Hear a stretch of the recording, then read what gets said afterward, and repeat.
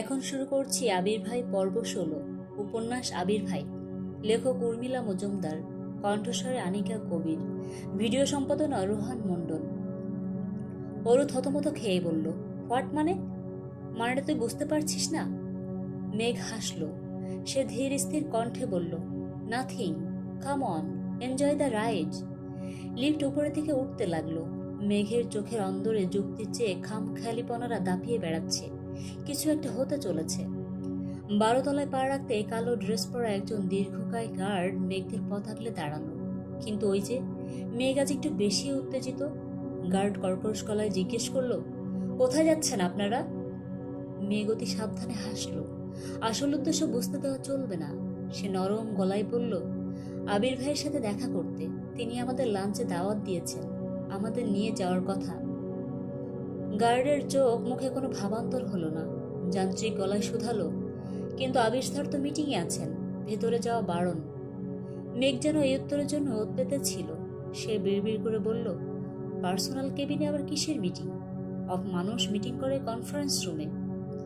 মেঘ আর অরু গিয়ে ওয়েটিং রুমে বসলো। সেখানে মেঘের অস্থিরতা চরমে। সে আর চোখে পাশের মানুষগুলোকে দেখছে। অরু বেচারি কুকড়ে বসে আছে। মেঘ সাথে থাকা মানে কোনো একটা অদ্ভুত কাণ্ড ঘটতে যাচ্ছে, আর মেঘের উপস্থিতি সেটাকেই ত্বরান্বিত করছে। সময় গড়িয়ে যাচ্ছে, কিন্তু আবির ভাইয়ের দেখা নেই।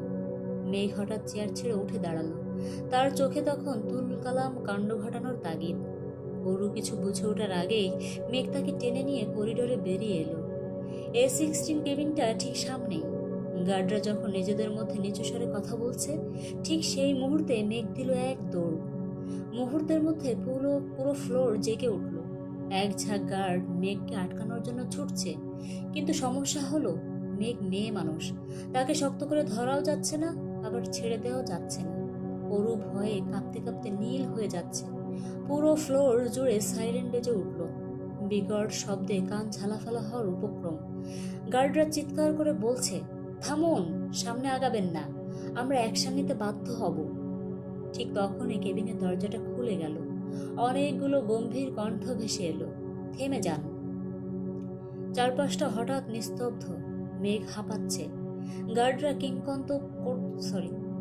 কিংকর্তব্য বিমূঢ় হয়ে ছুটল। কিন্তু মেঘ আজ দুঃখকে ভয় পাচ্ছে না। গার্ডদের সাথে ধস্তাধস্তিতে সে টাল সামলাতে পারল না। কেবিনের ঠিক দরজার আগেই আছাড় খেয়ে পড়ে গেল।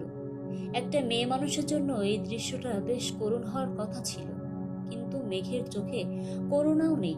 ঠিক তখনই কর্কশ অ্যালার্মের শব্দ ছাপিয়ে কেবিনের দরজা খুলে গেল। বেরিয়ে এলেন আবির ভাই। মেঘ মাটির সাথে মিশে থেকেও তৃপ্তির হাসি হাসতে যাচ্ছিল, কিন্তু তার হাসিটা মাঝপথে জমে বরফ হয়ে গেল। আবির ভাইয়ের পেছন থেকে উদয় হলো তন্নি তরুণী মীরা। মীরার প্রতিচ্ছবিতে বিস্ময় আর ঘৃণা। সে তীক্ষ্ণ গলায় চিৎকার করে উঠল, আশ্চর্য, কে এই মেয়েটা? গার্ড, ওকে এখান থেকে বিদায় করো। মীরার কথা শুনে গার্ডরা যেই না মেঘের দিকে এগোতে যাবে, অমনি বজ্রপাতের মতো একটা শব্দ হলো। আবির ভাই হুঙ্কার দিয়ে বলে উঠলেন, ডোন্ট টাচ হার। মুহূর্তের মধ্যে পুরো ফ্লোর যেন হিমালয়ের মতো স্তব্ধ হয়ে গেল। সবাই মূর্তির মতো দাঁড়িয়ে। আবির ভাই এক উন্মাদের মতো দৌড়ে এলেন। 12 তলা টাইলসে তিনি হাঁটু করে বসলেন। একজন কর্পোরেট টাইকুন যেভাবে ঈশ্বরকে প্রণাম করে, অনেকটা সেভাবে। গার্ডের হাত থেকে মেঘকে এক প্রকার ছিনিয়ে নিয়ে তিনি ব্যাকুল গলায় বলতে লাগলেন, তোর কোথাও লাগেনি তো? ব্যথা পেয়েছিস? মেঘ নিশ্চুপ। তার ঠোঁটের সেই আধো হাসিটা এখন মৃত মানুষের হাসির মতো ফ্যাকাশে।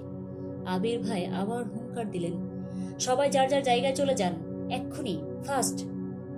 সিংহের ডাকে বনের পশু পাখিরা যেমন পালায়, অফিস স্টাফ আর গার্ডরা যেন সেভাবে সটকে পড়ল। আবির ভাই অতি মমতায় মেঘকে দাঁড় করালেন। মেঘের কলেজ ড্রেসে কিছুটা ধুলো লেগেছিল। তিনি নিজের হাত দিয়ে সেই ধুলো ঝাড়তে শুরু করলেন। তার হাত কাঁপছে। তিনি বিড়বিড় করে বললেন, তুই ঠিক আছিস মেঘ? মেঘ উত্তর দিল না।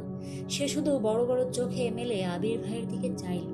আবির ভাই যেই মেঘের চোখের দিকে তাকালেন, মনে হলো একটা জীবন্ত মানুষ হঠাৎ ভস্ম হয়ে যাচ্ছে। 28 বছরের এক টকবকে যুবক, যার ইশারায় এই বিশাল অফিস চলে, তার কপালে বিন্দু বিন্দু ঘাম জমতে শুরু করলো। কি ছিল সেই দৃষ্টিতে? অভিমান না বিষ? হয়তো গার্ডরা যখন মেঘকে ঝাপটে ধরেছিল, সেই অপমানের আঘাতটা মেঘের শরীরে না লেগে সরাসরি আবির ভাইয়ের পাঁজরে গিয়ে লেগেছিল। হৃৎপিণ্ডের কোথাও একটা রক্তক্ষরণ হচ্ছে, যা বাইরে থেকে দেখা যায় না। কতক্ষণ তারা এভাবে তাকিয়েছিল জানা নেই। সময়ের হিসেব থাকে না। নীরবতা ভাঙল মীরার কর্কশ গলায়। সে যেন আকাশ থেকে পড়েছে। মীরা জিজ্ঞেস করলো, আবির, কে এই মেয়েটা? আবির ভাই যেন সম্বিত ফিরে পেলেন। স্বপ্নের ঘোর কেটে গেল। তিনি খুব সন্তর্পণে মেঘের উপর থেকে নিজের হাত সরিয়ে নিলেন। মোহচ্ছন্নতা গলায় আওড়ালেন, আমার কাজিন মেঘ। ওরু আগের জায়গাতেই পাথরের মূর্তির মতো দাঁড়িয়ে আছে। তার চোখ চড়ক গাছ। বেচারি সম্ভবত ভাবছে কোনো সিনেমার ক্লাইম্যাক্স দৃশ্য দেখছে, যেখানে নায়ক এসে ভিলেনের হাত থেকে নায়িকাকে উদ্ধার করে।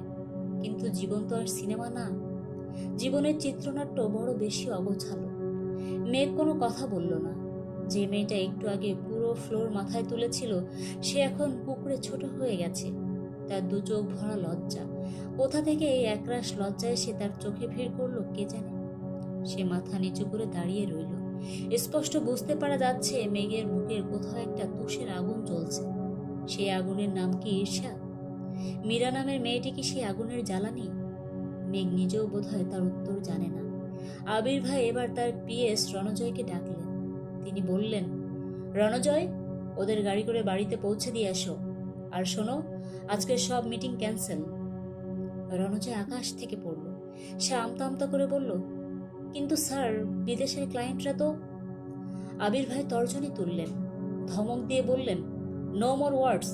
আর এখানে যারা উপস্থিত ছিল প্রত্যেকেই মেঘের কাছে ক্ষমা চাও, এখনই। পুরো করিডোরে নীরবতা নামল। তারপর সারিবদ্ধভাবে দাঁড়ানো গার্ডরা মাথা নিচু করে নম্র গলায় বলে উঠল, সরি ম্যাম। রণজয় বেচারা চুপসে গেল। তার অবস্থা এখন পাংচার হওয়া টায়ারের মতো। অরু এখনো হত চকিত ভাব কাটিয়ে উঠতে পারেনি। সে যেন ভিন গ্রহের কোনো দৃশ্য দেখছে। আবির ভাইয়ের ইশারায় রণজয় ওদের নিয়ে লিফটের দিকে এগিয়ে গেল। গাড়ি করে ফেরার পথে মেঘ খুব শান্ত, তবে এই শান্ত থাকাটা ঝড়ের আগের স্তব্ধতার মতো। আবির ভাইয়ের গাড়ি থেকে এসে নিজের ফোনটা উদ্ধার করে নিল। দুপুরের রোদটা বড্ড কড়া। আকাশটা নীল হয় বদলে কেমন যেন দেখাচ্ছে।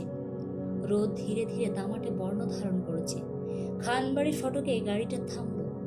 যে মেঘ সকালে এসেছিল ঝড়ো হওয়া হয়ে, সে ফিরেছে শ্রাবণের শেষ বিকেলের বিষণ্ণতা নিয়ে। পদ্মপাড় গ্রাম। আজ ছোট আব্বুর বেলাটাও কাটছে ঠিক মন মরা। ছোট আব্বু মানুষটা এমনিতেই নিস্তরঙ্গ, কলেজের প্রফেসর মানুষ। দুপুর থেকে তিনি বারান্দায় একটা জং ধরা ইজি চেয়ারে বসে আছেন, হাতে এক কাপ লিকার চা, যেটা এখনো পুরোপুরি ঠান্ডা হয়ে গেছে। তিনি খুব মনোযোগ দিয়ে একটা আর্টিকেল পড়ছেন। তিনি আসলে পড়ছেন না, পড়ার ভান করছেন। হঠাৎ করে এই নিস্তরঙ্গ দুপুরে বিঘ্ন ঘটালেন গ্রামের চেয়ারম্যান সাহেব। তিনি বীর দর্পে বারান্দায় উঠে এলেন। তার হাঁটায় একটা আমি আছি ভাব আছে। ছোট আব্বু আর্টিকেল থেকে চোখ তুলে তাকালেন। ভদ্রতার খাতিরে মৃদু একটা হাসি দিয়ে বললেন, আসসালামু আলাইকুম, বসুন চেয়ারম্যান সাহেব। চেয়ারম্যান সাহেব উত্তর দিলেন অনেকটা হুকুম দেওয়ার স্বরে, ওয়ালাইকুম আসসালাম। তিনি সামনের বেতের চেয়ারটায় ঝাঁকিয়ে বসলেন। ছোট আব্বু ভেতরে আওয়াজ দিলেন, মেঘের আম্মু, 2 কাপ রং চা দিয়ে যাও তো। ভেতর থেকে ছোট আম্মুর সাড়া পাওয়া গেল না, কিন্তু তিনি যে চা বানাতে গেছেন সেটা বোঝা গেল। ছোট আব্বু হাতের আর্টিকেলটা পাশে রেখে একটা বড় শ্বাস নিলেন। তিনি বললেন, চেয়ারম্যান সাহেব, আপনি হঠাৎ, কোনো বিশেষ প্রয়োজন? চেয়ারম্যান সাহেব হাতের লাঠিটা একপাশে রাখলেন। মুখ ভর্তি পানের রসে গালটা ফুলে আছে। তিনি বারান্দার কোণ ঘেঁষে সজোরে একটা পানের ফিক ফেললেন। চেয়ারম্যান সাহেব গম্ভীর গলায় বললেন, হ্যাঁ প্রফেসর, খুবই জরুরি প্রয়োজন। জরুরি না হলে কি আর এই কড়া রোদে আপনার কাছে ছুটে আসি? ঠিক তখনই ছোট আম্মু 2টো ধোয়া ওঠা রং চা নিয়ে হাজির হলেন। তিনি চা রেখে নিঃশব্দে ভেতরে চলে গেলেন। চেয়ারম্যান সাহেব চায়ের কাপে চুমুক দিলেন। শুরু হলো গভীর কথোপকথন। ছোট আব্বুর শান্ত মুখভঙ্গি আর চেয়ারম্যান সাহেবের কুচকানো কপাল দেখে বোঝা গেল ঘটনা মোটেও সাধারণ নয়। সন্ধ্যাটা আজ একটু অন্যরকম। আকাশের রংটা ঠিক বেগুনিও না, আবার ছাই রঙও না, মাঝামাঝি একটা কিছু।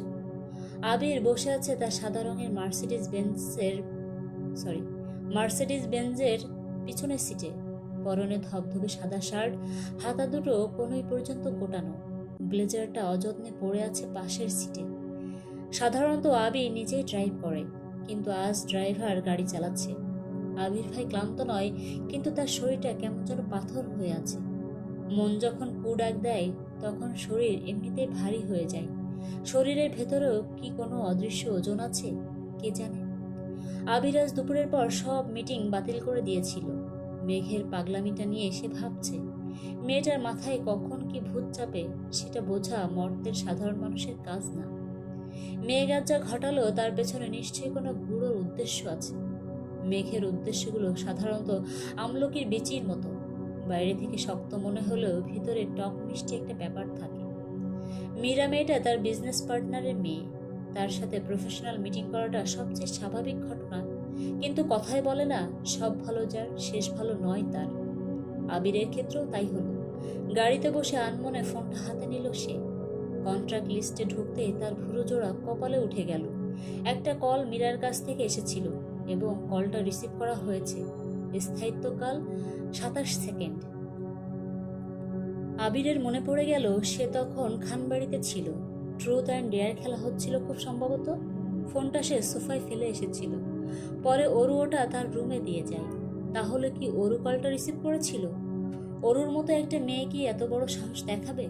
নাকি এর পেছনে মেঘের কোনো কারসাজি আছে? রহস্যের প্রথম নিয়ম হলো, যা দেখছো তা সবসময় সত্যি নয়। আবির বিড়বিড় করে নিজেকেই কি যেন শোনালো। গাড়ি এসে থামলো খানবাড়ির সামনে। আবির গাড়ি থেকে নেমে ভিতরে ঢুকলো। ড্রয়িং রুমে প্রেমা আর সাদীপ কোনো একটা প্রজেক্ট নিয়ে মহা ব্যস্ত।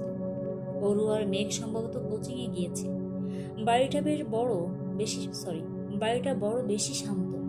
আবির সিঁড়ি দিয়ে উপরে উঠতে উঠতে ভাবলো, আজ মেঘ আর অরুর অফিসে যাওয়ার মোটিভটা ঠিক কি ছিল? কিছু একটা তো অবশ্যই আছে। জগতের সব গোলমেলে ব্যাপারগুলো কেন জানি আবিরের চারপাশেই ঘুরপাক খায়। এখানেই শেষ হলো আবির ভাই পর্ব 16।